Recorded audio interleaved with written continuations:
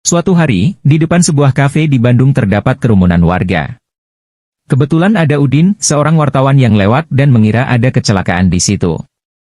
Dia pun berusaha menerobos kerumunan supaya dapat melihat kejadian dengan jelas.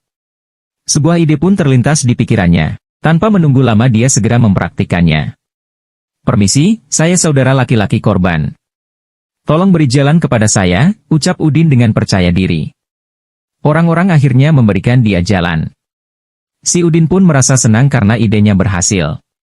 Namun, kebahagiaan yang dia rasakan itu tidak bertahan lama karena ternyata yang menjadi korban kecelakaan adalah seekor anjing.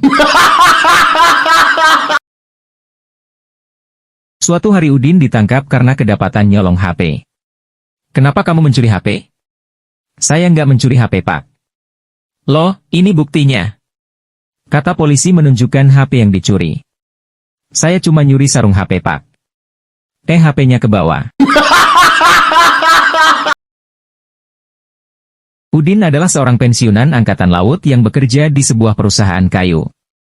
Dia bekerja dengan telaten dan disukai oleh bos serta teman-temannya. Meskipun begitu, dia selalu datang terlambat 3-5 menit setiap hari. Karena itu akhirnya si bos memanggil Udin ke ruangannya. "Selamat pagi, Pak. Apakah ada masalah dengan pekerjaan saya?" tanya Udin. "Tidak, Pak. Saya senang dengan hasil pekerjaan Bapak. Hanya ada satu hal yang ingin saya tanyakan, kenapa setiap hari datang terlambat?" tanya si bos. "Saya memang masih berusaha untuk menghilangkan kebiasaan buruk itu, Pak," jawab Udin. "Oh, bagus kalau begitu. Saya cuma heran, Bapak kan pensiunan angkatan laut, tapi kenapa sering terlambat?" "Memangnya Bapak tidak ditegur bila datang terlambat?" tanya si bos penasaran. "Tidak, Pak. Setiap saya datang, mereka hanya bilang selamat pagi Jenderal, begitu, Pak." Suatu hari Udin terburu-buru mengantar putranya ke sekolah. Saking terburu-burunya, ia pun menerobos lampu merah. "Waduh, sepertinya ayah baru saja melanggar lampu merah," kata Udin. "Tidak apa-apa ya," kata putranya. "Mobil polisi di belakang kita juga melakukan hal yang sama."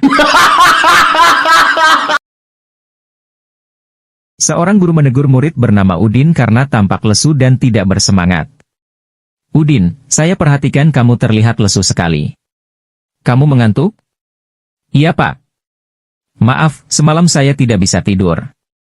"Oh, ya sudah, ujianmu ditunda minggu depan." "Kenapa ditunda, Pak?" jawab Udin sambil kebingungan. "Untuk tidur saja kamu tidak bisa, apalagi mengerjakan ujian." Suatu hari seorang manajer berbicara dengan Udin yang bekerja sebagai staf HRD. "Perusahaan kita membutuhkan satpam yang tegas dan kredibel. Syaratnya wajahnya harus terlihat galak, ditakuti orang, dan tak kenal kompromi. Di antara pelamar kerja, adakah kandidat yang memenuhi kriteria tersebut?" Udin pun menjawab, "Kalau di antara pelamar, sepertinya tidak ada, Pak. Tapi saya punya calon yang sangat cocok dengan kriteria yang Bapak ajukan tersebut." "Bagus. Siapa dia?" "Istri saya, Pak." Seorang murid bernama Udin diminta melengkapi formulir pendaftaran sebelum mengikuti lomba cerdas cermat oleh gurunya. "Kenapa kamu tidak mengisi tempat dan tanggal lahirmu, Udin?" "Saya tidak tahu kapan saya lahir, Pak." "Mengapa tidak kamu tanyakan saja pada ibumu?" "Ibu saya sedang ada pekerjaan di luar kota, Pak." "Kalau begitu, kenapa tidak kamu tanyakan kepada ayahmu?" "Ah, Pak Guru ini. Ayah saya jelas tidak tahu, kan bukan ayah saya yang melahirkan saya." Tahun ajaran baru SMP telah tiba. Para siswa baru mulai memperkenalkan dirinya satu persatu di depan kelas.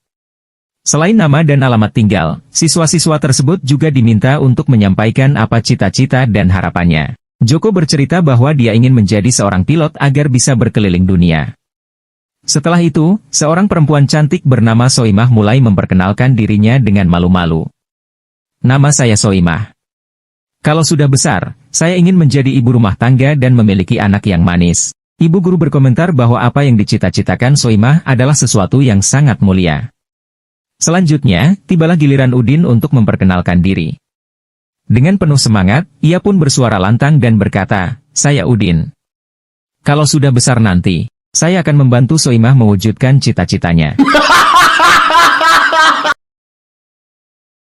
Seorang petugas polisi di kota kecil menghentikan Udin yang kedapatan ngebut di jalan utama kota. "Saudara saya tangkap," kata polisi itu. "Tapi Pak, saya bisa menjelaskan alasannya." "Jangan banyak omong," bentak polisi itu. "Saya akan menahan kamu sampai kepala polisi datang." "Tapi, Pak, Anda harus dengar saya dulu. Sudah kubilang jangan banyak omong. Kamu akan segera saya masukkan ke dalam tahanan." Beberapa jam kemudian, polisi itu menengok kembali tahanan tersebut dan berkata, "Kamu sangat beruntung. Karena hari ini kepala polisi sedang menghadiri pernikahan putrinya. Hatinya pasti senang saat dia kembali ke sini nanti." "Jangan harap," jawab Udin dari dalam tahanan. "Saya adalah pengantin prianya." Udin baru saja menyelesaikan upacara pernikahannya dengan Soimah. Tapi pada malam pertama mereka tidak langsung berhubungan intim karena lelah sehabis menjalani pesta. Pada malam itu mereka hanya mengisi malam dengan makan bakso di dalam kamar. Sementara tanpa sepengetahuan mereka, ibunya Udin menguping dari balik pintu dan mendengarkan pembicaraan mereka. "Mas, sudah dikocok-kocok nggak keluar-keluar?" kata Soimah sambil mengocok botol sambal. "Jelas saja, lobangnya kekecilan." "Ya sudah, ujungnya saya gunting saja." Ibunya Udin langsung kaget dan mendobrak pintu kamar sambil berteriak, "Jangan! Dulu sudah pernah digunting." Suatu siang, Udin mendapati sebuah SMS di HP anaknya yang ditinggalkan begitu saja di meja makan. Pesannya seperti ini. "Selamat siang sayang, udah makan belum? Nanti malam kita jadi tidur bareng di rumahku kan? Jangan sampai ketahuan ya." Melihat SMS itu Udin sangat marah. Ia melaporkan ke istrinya tentang hal itu. Tibalah saatnya anaknya pulang sekolah, mereka sudah siap-siap memarahinya. "Nak, nanti malam mau kemana?" "Oh, nanti rencananya mau belajar di rumah teman Pak." Istri Udin pun langsung menampar anaknya. "Kenapa Bu, kok menampar saya?" "Nak, jangan pura-pura tidak tahu, kamu pasti bohong. Coba lihat SMS ini," kata Udin sambil menunjukkan isi SMS itu. "Lah kartu yang dipasang di HP saya kan kartunya ayah," kata ayah. "HP-nya rusak dan lagi ada SMS penting, jadi terpaksa aku dipinjamkan ke ayah." Suatu hari Udin membeli bensin di pom, "Full tank ya Mas?" "Maaf Pak, gak bisa." "Kenapa gak bisa Mas?" "Pokoknya gak bisa." "Apa tangki motor saya kegedean Mas?" "Gak kok Pak." "Apa bensin habis Mas?" "Gak juga Pak." "Lah terus kenapa Mas?" jawab Udin kesal. Petugas pom pun ikutan marah. Kalau beli bensin mikir dong, masa 5.000 minta full tank, emang nih pom punya nenek lo?" Udin mendatangi warteg pinggir jalan saat siang hari di bulan Ramadan. Dengan tampang seram Udin berkata, "Woi, mana nih yang punya warteg?" "Ya ada apa Pak?" "Bapak yang punya warteg ini?" "Iya Pak. Ini kan bulan Ramadan, bulan yang suci, hormati dong orang yang lagi puasa. Kalau jualan boleh aja tapi pakai penutup tirai kek supaya gak kelihatan." Beberapa menit kemudian pemilik warteg memasang tirai penutup. Kemudian Udin masuk ke dalam warteg. "Nah gitu dong, pesan es tehnya 1 ya." Di sebuah sekolah dasar, suatu saat seorang guru bertanya pada salah satu muridnya. "Udin tolong jawab pertanyaan ibu ya, kalau ada 5 ekor burung di jendela, kemudian ditembak 1, berapa yang masih tertinggal?" "Habis dong Bu, kan lainnya pada terbang." "Salah, harusnya dijawab masih tinggal 4 ekor, tapi saya senang dengan cara berpikir kamu." Di saat yang lain Udin balik bertanya pada Bu Guru. "Bu Guru tolong jawab pertanyaan saya, kalau ada 3 orang cewek, masing-masing membawa es krim, cewek pertama makan es krim dengan dikunyah sedikit-sedikit. Yang kedua dengan menggigit es krim dan contongnya, dan yang ketiga dengan menjilati dan mengulumnya, manakah di antara ketiga cewek itu yang sudah menikah?" Pasti yang makannya dengan menjilati dan mengulum es krimnya." "Salah, harusnya dijawab yang memakai cincin kawin. Tapi saya senang dengan cara berpikir Bu Guru." Udin dan Soimah adalah sepasang suami istri yang telah hidup bersama selama 10 tahun. Udin menginginkan agar HP miliknya tidak boleh dibuka, sedangkan Soimah meminta tidak boleh membuka laci meja. Keduanya pun sudah saling sepakat. Kesepakatan tersebut telah berjalan selama 10 tahun.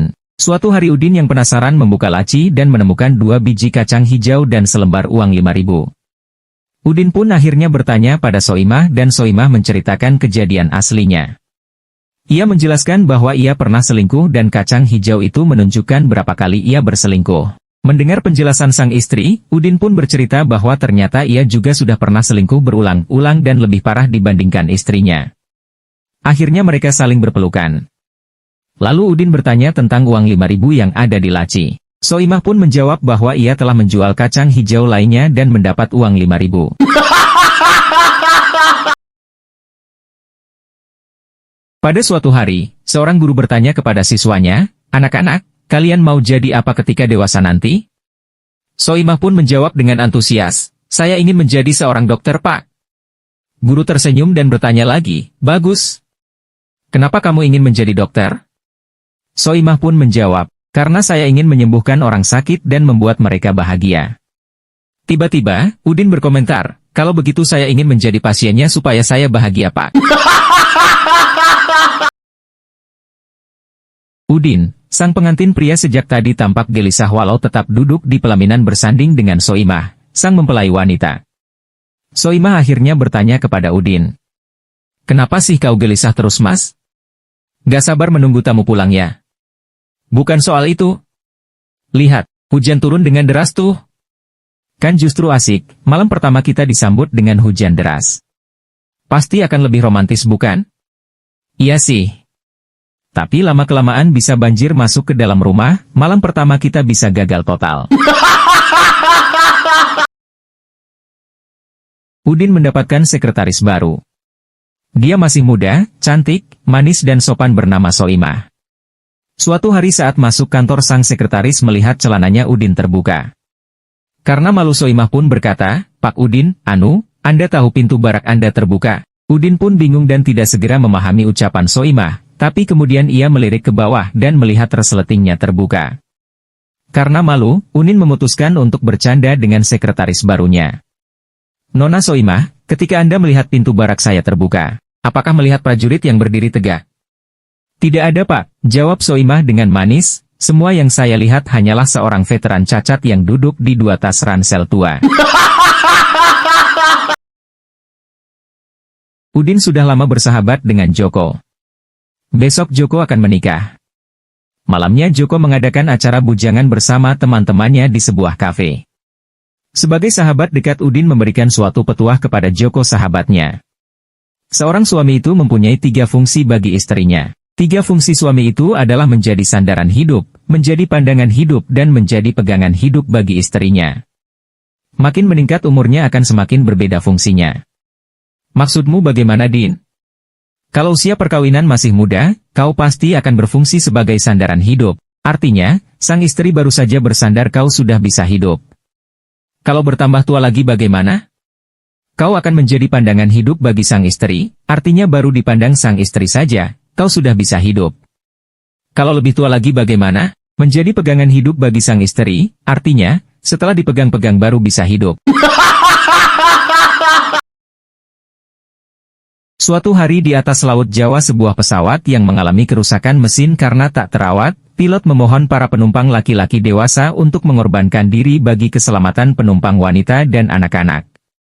Pilot pun berkata, "Di bawah kita laut, kalau Anda yang terjun dengan pelampung, bisa tetap selamat." Seorang pengusaha bangkit dari duduknya langsung melompat ke pintu pesawat yang sudah terbuka. Segera setelah pengusaha itu melompat, penumpang laki-laki dewasa yang lain bergegas menuju pintu pesawat. Ternyata tanpa rasa takut semua penumpang laki-laki dewasa melompat ke laut kecuali Udin, laki-laki terakhir yang berpakaian loreng-loreng, mirip tentara. Udin bukannya melompat, malah menutup pintu pesawat. Pilot pun bertanya, "Kenapa Anda tidak melompat?" Dengan santainya Udin menjawab, "Kalau saya ikut terjun siapa yang menutup pintu?" Kepala sekolah di SD kaget waktu Udin ketahuan menyimpan VCD film dewasa. "Udin, kau tahu apa ini?" "Iya tahu Pak," jawab Udin santai. "Ini film dewasa." "Untuk apa kamu bawa?" Udin mau ajak teman-teman yang malas belajar untuk nonton. Karena papa pernah bilang ke mama begini, "Mama, nonton film ini yuk, biar bisa nambah semangat." Suatu hari di sekolah Pak Guru bertanya kepada Udin. "Udin, coba sebutkan hal yang membahagiakan hidupmu." "Saya bahagia tidak terlahir sebagai warga Jepang, Pak." "Kalau warga Jepang memang kenapa, Din?" "Saya tidak bisa bahasa Jepang, Pak." Udin yang masih berumur 5 tahun, berjalan menuju seorang ibu yang sedang hamil. Dia lalu bertanya, "Kenapa perut ibu besar sekali?" "Saya punya bayi, Nak," jawab ibu itu. "Bayinya ada di perut ibu?" tanya Udin penuh keheranan. "Ya, seperti itulah. Apakah dia baik?" tanya Udin dengan mata berkaca-kaca. "Ya, tentu. Dia sangat baik." Kemudian Udin menangis dan berteriak, "Lalu kenapa ibu memakannya?" Seorang dokter sedang berbicara kepada Udin setelah melakukan pemeriksaan, "Ada 2 penyebab untuk kesehatan buruk Anda, itu sepenuhnya karena minuman keras dan rokok." "Itu sungguh melegakan," jawab Udin. "Tadinya saya pikir Anda akan mengatakan bahwa penyebab kesehatan buruk ini adalah karena kesalahan saya." Udin yang sedang menjelajah di pedalaman Amazon tiba-tiba saja sudah dikepung sekelompok primitif yang haus darah. "Oh Tuhan, matilah aku," gumamnya. Tiba-tiba dari langit di atasnya ada kilatan cahaya, dan terdengar suara menggema. "Tidak anakku, ajalmu belum tiba. Ambillah batu di dekat kakimu itu dan pukul kepala pemimpin mereka yang tepat berdiri di depanmu itu." Udin pun mengambil batu dan menyerang pemimpin gerombol itu, kemudian memukulkan batu itu ke kepala si pemimpin sekuat tenaga, dan si pemimpin itu mati seketika. Dia berdiri di atas mayat si pemimpin. Seketika 100 orang primitif itu mengepungnya dengan muka sangat marah karena melihat pemimpinnya terbunuh. Kilatan dari langit itu muncul lagi dengan suara menggema. "Sekarang baru ajalmu tiba, anakku."